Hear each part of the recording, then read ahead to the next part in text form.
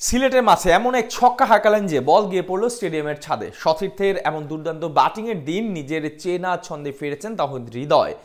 অফসাইডের দুর্বলতা কাটিয়ে match winning innings খেললেন এই ব্যাটার। বুঝিয়ে দিলেন চ্যাম্পিয়ন্স ট্রফিতে তাকে রাখাটা কতটা জরুরি নির্বাচকদের।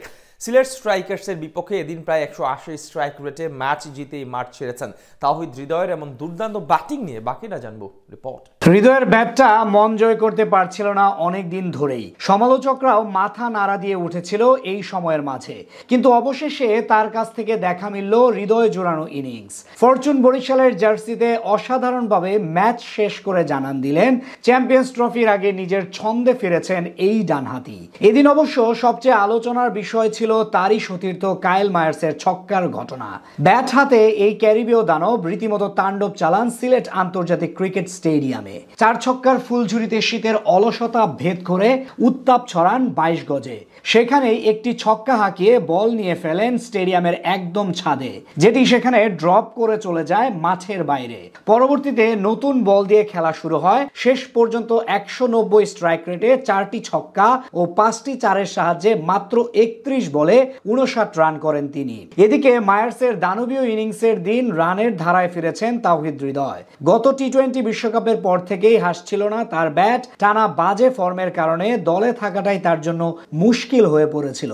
অনেকে তাকে আসন্ন চ্যাম্পিয়ন্স ট্রফির আমলে না রাখার দাবিও করছিল, তবে সেই সব বিষয়কে আপাতত ছুটি দিয়ে রানে ফিরলেন তিনি। এদিন টস জিতে সিলেট আন্তর্জাতিক ক্রিকেট স্টেডিয়ামে আগে বল করার সিদ্ধান্ত নেন ফরচুন বরিশালের কাপ্তান তামিম ইকবাল। বিপরীতে আগে ব্যাট করতে নেমে ভালোই শুরু করে সিলেটের টপ অর্ডার, কিন্তু মাঝে 13 রানের ব্যবধানে 6 উইকেট হারিয়ে চরম বিপদে পড়ে সিলেট স্ট্রাইকার্স। সেখান থেকে 125 রানে থামে তাদের ইনিংস। এরপর ব্যাটিং এ নেমে গোল্ডেন ডাক মারেন তামিম ইকবাল। ঠিক এরপরই বিদায় নেন নাজমুল হোসেন শান্ত।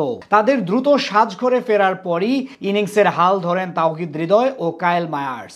এদিন শুরু থেকেই আগ্রাসী ভাব নিয়ে খেলেন হৃদয়। কথিত আছে অফসাইডে বড় শট খেলতে পারেন না তিনি। এমনকি এর আগে এই এরিয়ায় তার দুর্বলতা নিয়ে মিডিয়াতেও জোরে সোরে আলোচনা হয়, কিন্তু সিলেট স্ট্রাইকার্সের বিপক্ষে মঙ্গলবারের ম্যাচে তেমন কিছু দেখা যায়নি। বরং এদিন বেশ কিছু বাউন্ডারি হাঁকান অফসাইড দিয়ে। তার এমন ছন্দে ফিরাই এখন বড় ইতিবাচক সংবাদ টাইগার ক্রিকেট প্রেমীদের জন্য। সিলেটের বিপক্ষে 8টি চার ও 2টি ছক্কার সাহায্যে মাত্র 27 বলে 48 রান থাকেন এই ব্যাটার। এর আগে 11তম বাংলাদেশ প্রিমিয়ার লিগের জন্য ডিরেক্ট সাইনিং এর ভিত্তিতে তাকে দলে ভিড়িয়েছিল বর্তমান চ্যাম্পিয়ন ফরচুন বরিশাল। টুর্নামেন্ট শুরুর 3 ম্যাচে তেমন ভাবে প্রমাণ করতে না পারলেও এবার ঠিকই প্রত্যাশা মেটাতে সক্ষম হয়েছেন হৃদয়। তার কল্যাণেই 7 উইকেটের জয় নিয়ে মাঠ ছাড়ে ফ্র্যাঞ্চাইজিটি।